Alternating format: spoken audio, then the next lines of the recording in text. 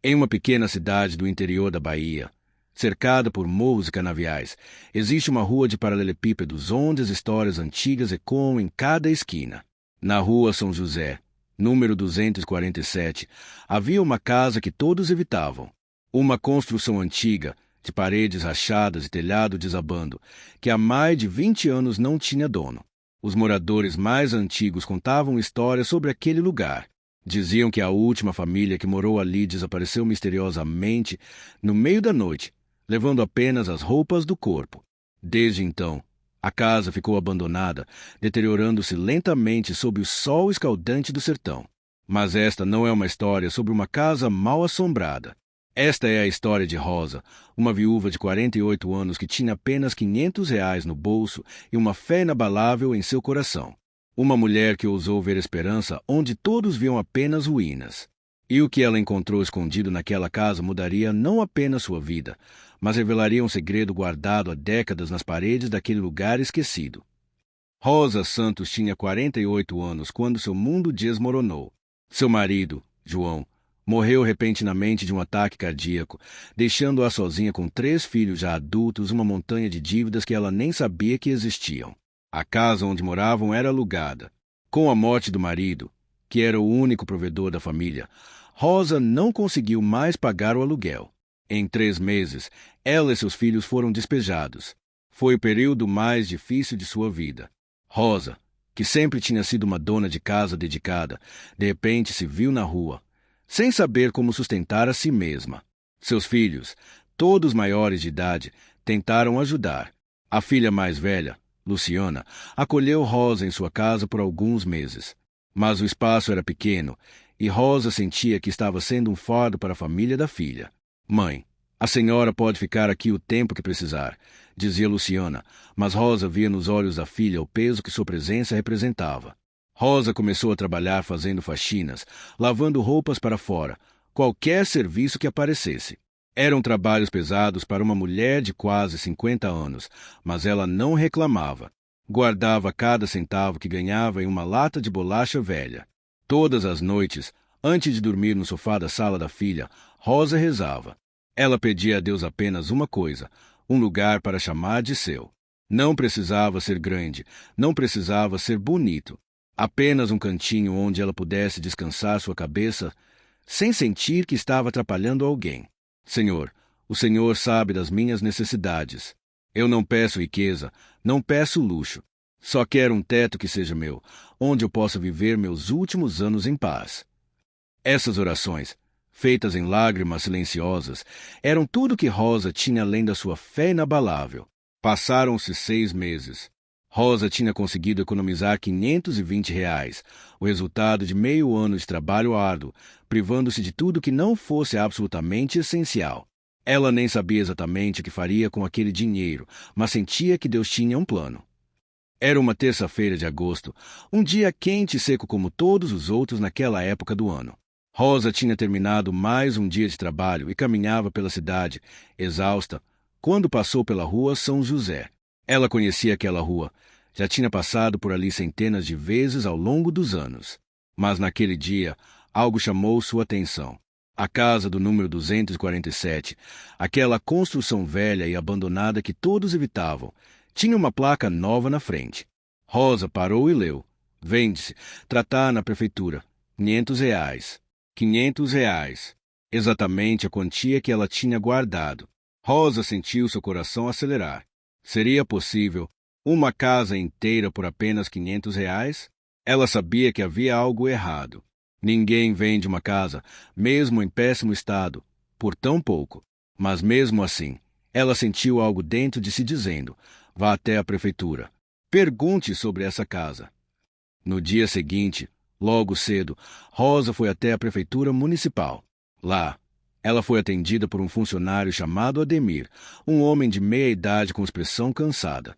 Vim perguntar sobre a casa da rua São José, número 247, disse Rosa, sua voz hesitante. Ademir ergueu as sobrancelhas, surpreso. Aquela casa velha. Senhora, aquilo não tem condições de moradia. Está caindo aos pedaços. Eu sei. Mas por que está tão barata? Ademir suspirou e começou a explicar. Essa propriedade foi abandonada há mais de 20 anos. Os últimos donos saíram no meio da noite e nunca mais voltaram. Deixaram até móveis e pertences. A prefeitura tentou localizar os herdeiros por anos, mas ninguém nunca apareceu. Com o tempo, a casa se deteriorou tanto que virou um perigo público. Estava virando ponto de vício, abrigo para pessoas em situação de rua. A prefeitura finalmente conseguiu tomar posse legal do imóvel por abandono. E por que estão vendendo por R$ 500?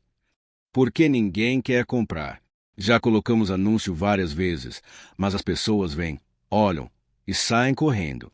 A casa está em péssimo estado, ia custar uma fortuna para reformar. E tem as histórias. Rosa sentiu um frio na espinha. Que histórias? Ademir baixou a voz, como se não quisesse que outros ouvissem. A família que morava lá dizem que descobriram algo na casa. Algo que os assustou tanto que fugiram no meio da noite. Há quem diga que a casa é assombrada. Outros falam em maldição. Mas são apenas histórias, né? Rosa perguntou, segurando forte a bolsa onde estavam seus R$ 500. Olha, senhora, oficialmente, são apenas rumores. Mas eu trabalhei nessa prefeitura por 20 anos, e nesse tempo, pelo menos 10 pessoas tentaram comprar aquela casa. Sabe quantas fecharam negócio e realmente foram morar lá? Rosa balançou a cabeça. Nenhuma. Todas desistiram antes mesmo de assinar os papéis. E as duas que assinaram devolveram a casa em menos de um mês, nem quiseram o dinheiro de volta. Saíram apavoradas. Qualquer pessoa sensata teria dado meia volta e ido embora naquele momento. Mas Rosa não era como as outras pessoas. Ela tinha aprendido, através de anos de sofrimento e dificuldades, que Deus muitas vezes fala através das oportunidades que parecem loucura aos olhos humanos. Eu quero ver a casa, ela disse com firmeza. Ademir olhou para Rosa como se ela estivesse maluca. A senhora tem certeza? Olha, não quero seu dinheiro se depois a senhora for se arrepender. Tenho certeza. Quando podemos ir? Vendo que Rosa não mudaria de ideia, Ademir pegou as chaves e a acompanhou até a rua São José. A caminhada até a casa foi silenciosa. Rosa podia sentir os olhares dos vizinhos quando eles chegaram à frente do número 247. Alguns balançavam a cabeça com pena, outros faziam o sinal da cruz. A casa era ainda pior de perto do que parecia de longe. O portão de ferro estava enferrujado e pendurado em apenas uma dobradiça. O jardim da frente era um matagal de ervas daninhas que chegavam até a cintura. As janelas estavam quebradas, algumas cobertas com tábuas velhas. O telhado tinha buracos enormes. Última chance de desistir, disse Ademir, antes de empurrar o portão. Rosa respirou fundo e seguiu em frente. A porta da frente estava trancada, mas a madeira estava tão podre que Ademir conseguiu abri-la com um empurrão forte. O cheiro que saiu de dentro era nauseante, mofo, decomposição, fezes de animais, umidade. Por dentro, a casa era um cenário de abandono total. A sala estava cheia de móveis cobertos por uma camada espessa de poeira e teias de aranha. Havia roupas espalhadas pelo chão, como se alguém tivesse saído com pressa e deixado tudo para trás. Na parede da sala, ainda pendurado, havia um quadro grande com a foto de uma família. Um casal de meia-idade e 3 crianças, todos sorrindo. A foto estava coberta de poeira, mas ainda era possível ver os rostos. Essa era a família Tavares, disse Ademir, apontando para a foto. Moraram aqui por 15 anos. Eram pessoas normais, trabalhadores. Até aquela noite. Rosa olhou para a foto com tristeza. O que aconteceu com eles? Ninguém sabe ao certo. Uma noite de 2003, os vizinhos ouviram gritos vindos desta casa. Quando amanheceu, a família tinha sumido. Deixaram tudo para trás, roupas, documentos, até dinheiro. Nunca mais foram vistos. A polícia investigou, mas não encontrou nada. Simplesmente desapareceram. Rosa sentiu um arrepio, mas continuou andando pela casa. Havia uma cozinha com um fogão enferrujado, uma pia quebrada e pratos ainda na mesa, como se alguém estivesse prestes a jantar quando algo aconteceu. 2 quartos pequenos, ambos com camas velhas e armários de madeira carcomida. Um banheiro que não tinha mais louça sanitária, apenas buracos no chão. E então, Rosa notou algo estranho. Essa casa não é muito pequena para ter apenas 2 quartos. Ela perguntou. Ademir franziu a testa. Como assim? Pela frente da casa, pela largura, deveria ter mais espaço. Parece que falta um cômodo. Ademir olhou ao redor, confuso. Ele tinha estado naquela casa várias vezes antes, mas nunca tinha notado isso. Rosa começou a medir os passos, caminhando de um lado para o outro. Ela estava certa. Havia pelo menos 4 metros de espaço não contabilizado entre o segundo quarto e o fundo da casa. Deve ter uma parede falsa aqui, ela disse, batendo nas paredes. E foi quando bateu em uma parede específica do corredor que ela ouviu. Era oca. Tem um espaço aqui atrás, Rosa disse, seu coração acelerando. Ademir se aproximou e também bateu na parede. Meu Deus, a senhora tem razão.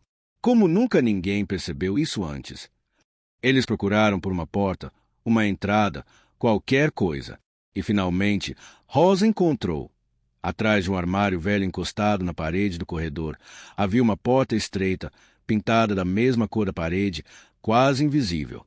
Será que é seguro abrir? Ademir perguntou, hesitante. Mas Rosa já estava puxando a porta. Ela estava emperrada pela ferrugem, mas com esforço, cedeu. Atrás da porta havia uma escada de madeira descendo para a escuridão. Um porão. Tem uma lanterna no meu carro, disse Ademir. Vou buscar. Não desça aí sozinha. Mas Rosa já estava começando a descer os degraus, cuidadosamente, segurando na parede para se equilibrar. A escada rangia perigosamente sob seu peso. Senhora Rosa, espere. Ademir gritou, mas ela não parou. Quando chegou ao fundo, Rosa teve que esperar alguns segundos para seus olhos se acostumarem com a escuridão. Havia apenas um pouco de luz vindo da porta aberta lá em cima. Aos poucos, ela começou a distinguir as formas ao seu redor. E o que ela viu a deixou completamente sem ar. O porão era pequeno, com chão de terra batida e paredes de tijolo aparente. Mas não era isso que havia roubado o ar dos pulmões de Rosa. Na parede do fundo, havia uma abertura, um buraco irregular que parecia ter sido cavado com pressa. E ao redor desse buraco, espalhados pelo chão, havia dezenas de tijolos soltos. Mas o que realmente chamou a atenção de Rosa foi que estava parcialmente visível dentro da abertura na parede. Algo brilhava, mesmo na pouca luz que chegava ali. Ademir chegou correndo com a lanterna. A senhora está bem? Meu Deus, podia ter caído nessa escada velha. Ilumine ali, Rosa disse, apontando para a parede do fundo. Quando o feixe de luz da lanterna tocou a abertura na parede, ambos ficaram paralisados. Dentro da parede, parcialmente revelado pelo buraco que alguém tinha começado a cavar, havia um nicho de tijolos. E dentro desse nicho, cuidadosamente empilhados, havia barras. Barras de metal que brilhavam com um tom amarelo inconfundível. Isso é... Ademir não conseguiu terminar a frase. Rosa se aproximou devagar, estendendo a mão trêmula. Ela pegou uma das barras. Era pesada, fria ao toque, e tinha marcações gravadas na superfície. É ouro, ela sussurrou. Isso é ouro de verdade. Ademir iluminou melhor o nicho. Havia pelo menos 15 barras visíveis, talvez mais ainda escondidas dentro da parede. Meu Deus do céu! Ele murmurou. Foi isso que a família Tavares encontrou. Foi por isso que eles saíram correndo. Rosa estava tremendo, mas não de medo. Era incredulidade pura. Por que eles fugiram? Isso aqui vale uma fortuna. Ademir iluminou o chão ao redor do buraco na parede. Foi quando eles viram. Havia algo mais ali. Um caderno velho, caído entre os tijolos soltos. Rosa pegou o caderno com cuidado. As páginas estavam amareladas e quebradiças, mas a escrita ainda era legível. Era um diário. Com as mãos tremendo, ela começou a ler em voz alta. 15 de março de 1998. Compramos esta casa há 3 meses. É velha e precisa de reformas, mas é nossa. Finalmente um lar para criar nossos filhos. Rosa pulou várias páginas, procurando por algo relevante. 23 de agosto de 2003, hoje, enquanto consertava uma infiltração no porão, descobri algo atrás da parede. Um espaço oco, Comecei a tirar os tijolos por curiosidade. Jamais imaginei o que encontraria. 24 de agosto de 2003. O ouro é real. Mandei verificar uma das barras. É ouro 24 quilates, de altíssima pureza. Deve haver pelo menos 20 barras ali. Minha mulher e eu não conseguimos dormir. Somos ricos. Nossa vida mudou. 26 de agosto de 2003. Algo estranho está acontecendo. Desde que mexemos no ouro, coisas bizarras ocorrem na casa. Barulhos à noite. Sombras se movendo. Minha filha mais nova diz que vê um homem velho no quarto dela. Pensamos que era imaginação, mas hoje eu também vi. Estava ali, no corredor, olhando para mim. Quando pisei, tinha sumido. 28 de agosto de 2003. Não aguento mais. A presença está ficando mais forte. Ele aparece todas as noites agora. Um homem velho, de roupas antigas, olhando para nós com raiva. Ele aponta para o porão. Acho que é o dono do ouro. Acho que ele não quer que levemos. 30 de agosto de 2003. Vamos embora. Agora. Esta noite ele apareceu para minha esposa e disse: o ouro é meu. Ninguém pode levar. Fiquem e morram, ou saiam e vivam. Não vamos arriscar. Que fique com o ouro maldito.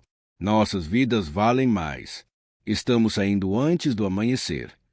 A última entrada era da mesma data. Deixo este diário como aviso. Não mexe no ouro. Ele está ali por um motivo. O espírito que guarda este tesouro não vai deixar ninguém levar. Fujam enquanto podem. Rosa fechou o diário, suas mãos tremendo. Ademir estava pálido como um fantasma. Precisamos sair daqui. Ele disse. Agora. Mas Rosa não se moveu. Ela olhou para as barras de ouro brilhando na luz da lanterna e então fechou os olhos. Seus lábios se moveram em oração silenciosa. Depois de um longo momento, ela abriu os olhos e disse com calma: não há nenhum espírito aqui. Só há medo. Como a senhora pode ter certeza? Ademir perguntou, sua voz trêmula. Porque eu orei, e Deus me mostrou a verdade. A família Tavares viu o que suas consciências culpadas queriam que vissem. Eles queriam ficar com ouro que não era deles, e o medo tomou conta de suas mentes. Mas esse ouro não pertence a nenhum fantasma. Pertence a Deus. E ele me trouxe até aqui. Mas o diário é real. O medo deles era real. Mas não havia nenhum espírito.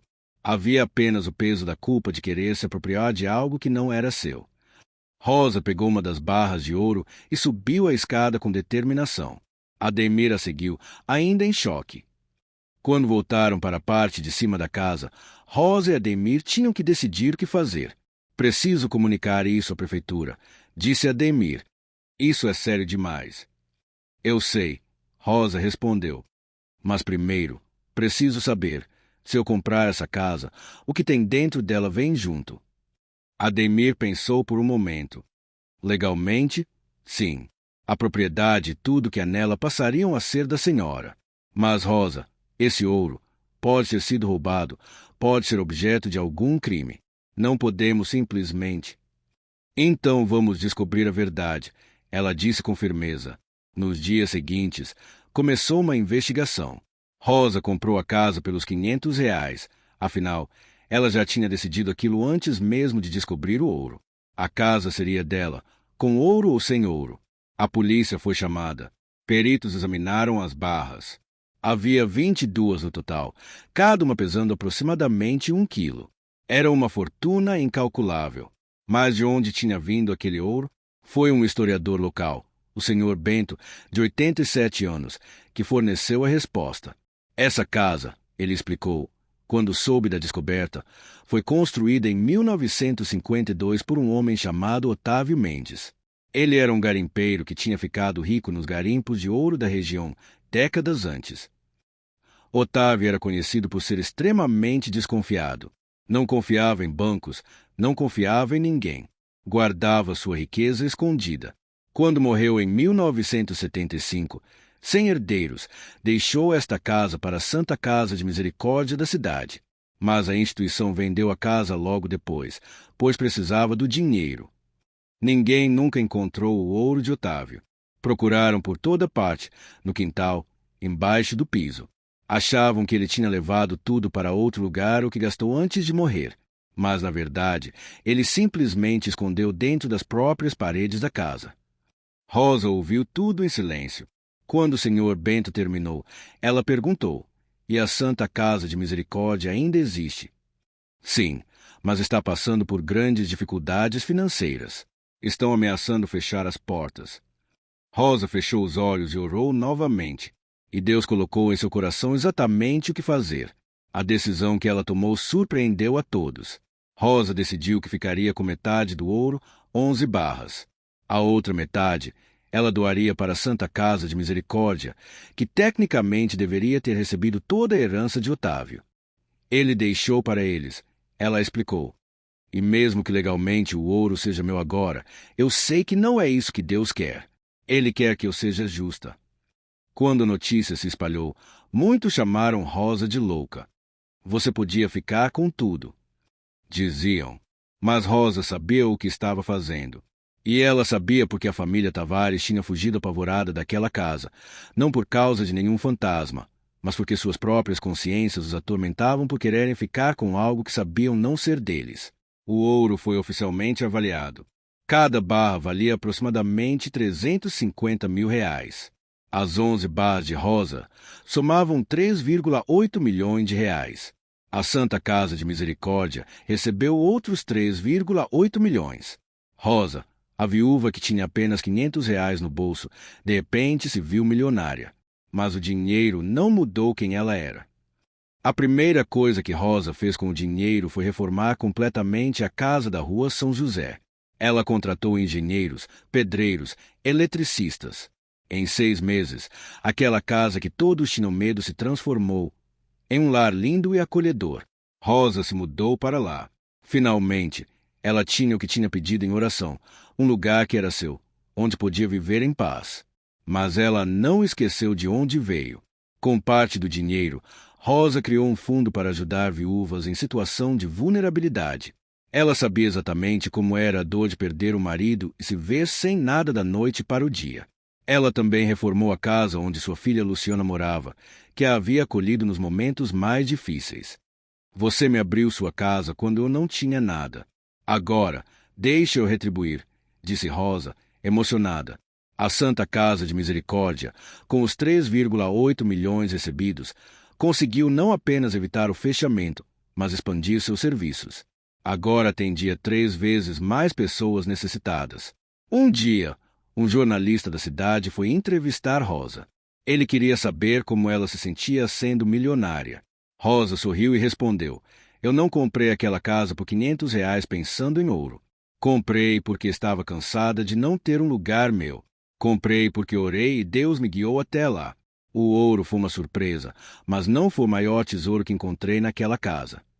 "E qual foi o maior tesouro?" perguntou o jornalista. "A confirmação de que Deus escuta nossas orações. E a lição de que quando Deus nos abençoa, não é só para nós, é para abençoarmos outros também." Rosa então contou algo que ela nunca tinha revelado publicamente. "Sabe por que a família Tavares viu assombrações? Porque eles queriam ficar com tudo só para eles. A consciência deles criou os fantasmas. Mas quando eu encontrei o ouro, minha primeira reação não foi agora sou rica. Foi como Deus quer que eu use isso. E quando você tem paz em seu coração, quando você sabe que está fazendo certo, não há fantasma que te assuste, porque a luz de Deus expulsa todas as trevas." Nos anos seguintes, Rosa se tornou conhecida em toda a região, não por ser a mulher que encontrou ouro, mas por ser a mulher que usou sua bênção para abençoar outros. A casa da Rua São José, que antes era conhecida como a Casa Mal Assombrada, agora era chamada de Casa da Bênção. Rosa mantinha sempre aberta para receber quem precisasse de ajuda, um conselho, uma oração ou simplesmente uma xícara de café. Um dia, anos depois da descoberta, um homem de cerca de 60 anos bateu na porta de Rosa. Ele tinha lágrimas nos olhos. "Meu nome é Carlos Tavares", ele disse. "Eu era criança quando minha família morou nesta casa, quando fugimos daqui." Rosa o convidou para entrar. Eles conversaram por horas. Carlos contou como aquela fuga repentina destruiu sua família. Os pais ficaram atormentados pela culpa e pelo medo pelo resto de suas vidas. Nunca mais foram felizes. O casamento deles acabou poucos anos depois.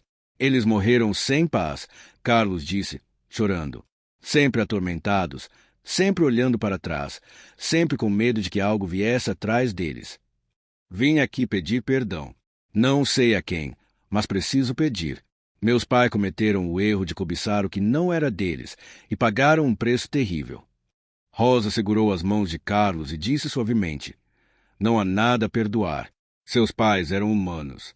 Tiveram medo, tiveram dúvidas. Mas você pode ter paz agora. O ouro foi usado para o bem. A Santa Casa foi salva. Viúvas foram ajudadas. Deus transformou tudo em bênção. Quando Carlos saiu da casa, pela primeira vez em décadas, ele sentia paz em seu coração. A história de Rosa nos ensina lições profundas. Primeira, nunca desista de suas orações. Rosa pediu um lar, e Deus não apenas deu um lar, deu uma bênção que ultrapassou tudo o que ela poderia imaginar. Segunda, tenha coragem onde outros têm medo. A casa que todos rejeitavam escondia a resposta para suas orações. Terceira, quando Deus abençoa, é para você ser bênção. Rosa não guardou tudo para si. Ela dividiu, ajudou, transformou vidas. E quarta, a paz de consciência vale mais do que todo o ouro do mundo. A família Tavares tinha acesso ao ouro, mas não tinha paz. Rosa teve paz primeiro e o ouro veio depois. Hoje, Rosa continua morando na casa da bênção. Ela não vive em luxo ostensivo, vive com conforto, sim, mas sua maior alegria é poder ajudar quem precisa. Toda tarde, ela senta na varanda da casa e toma café, olhando para o movimento da rua São José. E ela sempre agradece a Deus por aquele dia em que, com apenas R$ 500 no bolso e fé infinita no coração, ela ousou comprar a casa que ninguém queria. Porque ela aprendeu que muitas vezes as maiores bênçãos da vida estão escondidas nos lugares que todos têm medo de entrar. E que Deus não nos leva por caminhos fáceis, Ele nos leva pelos caminhos certos. O ouro estava escondido na parede por mais de 70 anos, esperando pela pessoa certa. Não pela pessoa mais inteligente, ou mais rica, ou mais poderosa, mas pela pessoa que tivesse fé suficiente para entrar onde outros tinham medo, e coração generoso o suficiente para entender que bênção não é para acumular, é para compartilhar. Rosa tinha apenas R$ 500, mas tinha algo muito mais valioso, fé inabalável e um coração puro. E isso, no final, fez toda a diferença. 5 anos depois da descoberta, algo extraordinário aconteceu que fechou este ciclo de bênção de uma forma que ninguém poderia prever. Rosa estava em casa quando recebeu a visita de um advogado de São Paulo. Ele trazia documentos antigos e uma expressão solene no rosto.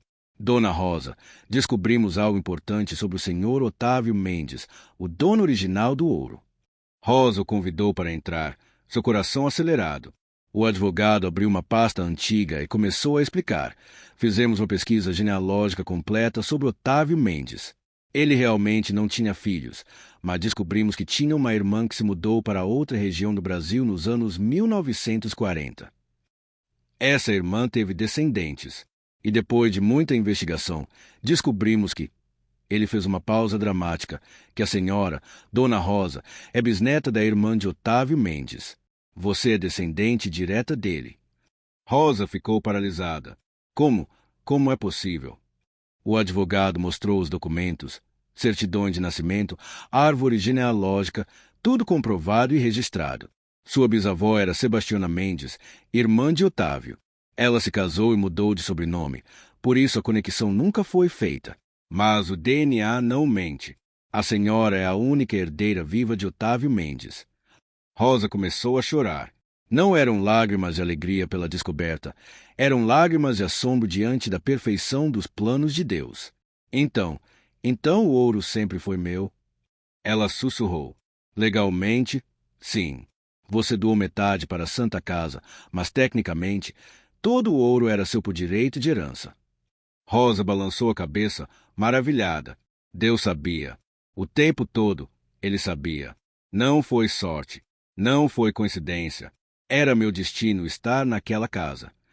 Ela pensou em toda a sua jornada, a morte do marido, o despejo, Os meses morando na casa da filha, os R$ 500 economizados com tanto sacrifício, o anúncio da casa, a coragem de entrar onde todos tinham medo. Cada passo tinha sido guiado. Cada momento de dor tinha um propósito. Mas sabe o que é mais incrível? Rosa disse ao advogado, limpando as lágrimas.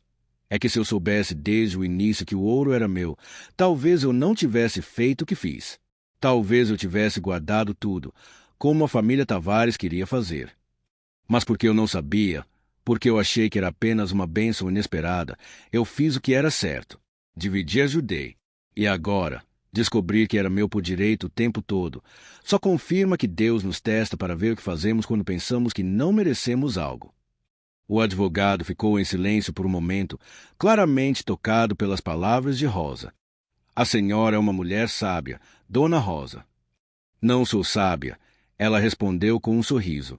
Apenas uma mulher que aprendeu a confiar em Deus, mesmo quando não entendia o que ele estava fazendo. Hoje, 10 anos depois daquela compra de R$ 500, a história de Rosa contada em toda a região. Ela se tornou um símbolo de fé, generosidade e confiança em Deus. A Casa da Bênção na Rua São José não é apenas uma residência, é um ponto de referência para todos que precisam de esperança. Rosa transformou parte da casa em um pequeno centro de apoio onde viúvas e pessoas em dificuldade podem receber ajuda, orientação e, acima de tudo, oração. Ela criou um programa que ajuda viúvas a recomeçarem suas vidas, oferecendo cursos profissionalizantes, apoio psicológico e até mesmo pequenos empréstimos sem juros para quem quer abrir um negócio. Eu sei o que é estar no fundo do poço, ela sempre diz. Sei o que é não ter esperança. Por isso, quero ser a esperança para outras pessoas. A Santa Casa de Misericórdia, com os 3,8 milhões que recebeu, não apenas sobreviveu, prosperou. Construiu uma nova ala pediátrica, expandiu o atendimento gratuito e conseguiu ajudar milhares de famílias carentes. E eles sempre fazem questão de contar que tudo isso foi possível graças à generosidade de uma viúva que poderia ter guardado tudo para si, mas escolheu dividir. Os filhos de Rosa, que no início achavam que a mãe estava louca por doar metade da fortuna, hoje dizem que foi a melhor decisão que ela poderia ter tomado. Minha mãe nos ensinou que dinheiro vai e vem, mas o legado que deixamos no mundo é eterno, diz Luciana, sua filha mais velha, que agora trabalha como voluntária na Casa da Bênção. E quanto ao ouro que ainda estava escondido na parede, quando pedreiros começaram a reformar a casa, descobriram que havia um segundo nicho, menor, mais profundo, com mais 3 barras que a família Tavares não tinha encontrado. Rosa doou essas 3 barras também. Uma para a igreja local, que precisava de reformas urgentes. Uma para um orfanato da região. E a terceira para um fundo de emergência para ajudar famílias vítimas de enchentes, que eram comuns naquela região durante a época das chuvas. Quanto mais eu dou, mais eu recebo, Rosa gosta de dizer. Não dinheiro necessariamente, mas paz, alegria, propósito, as coisas que realmente importam. A casa que antes todos evitavam por medo agora é visitada por pessoas de cidades vizinhas que querem conhecer Rosa e ouvir sua história. Ela recebe todos com café fresco, biscoitos caseiros, claro, muita oração. Na parede da sala, onde antes havia foto empoeirada da família Tavares, agora há um quadro com uma frase que resume toda a filosofia de vida de Rosa. Deus não nos dá bênçãos apenas para nós mesmos. Ele nos abençoa para que sejamos bênção para outros. E ao lado desse quadro, em um pequeno altar, está uma imagem de Nossa Senhora, sempre iluminada, sempre rodeada de flores frescas. Porque Rosa nunca esquece que foi a fé que a trouxe até aquela casa. Foi a oração que lhe deu coragem de entrar onde todos tinham medo. E foi a confiança em Deus que lhe deu sabedoria para fazer o que era certo. Hoje, quando alguém pergunta a Rosa se ela se arrepende de ter doado metade do ouro, ela sempre responde a mesma coisa. Arrepender? Jamais. Aquele ouro estava escondido na parede por mais de 70 anos, sem fazer bem para ninguém. Otávio o escondeu por medo de perdê-lo. A família Tavares o encontrou, mas não teve paz para aproveitá-lo. Eu fui apenas o instrumento que Deus usou para que aquele ouro finalmente cumprisse seu propósito, fazer o bem. Eu tinha R$ 500 e uma oração. Deus me deu milhões. Mas o verdadeiro milagre não foi encontrar o ouro. Foi encontrar meu propósito.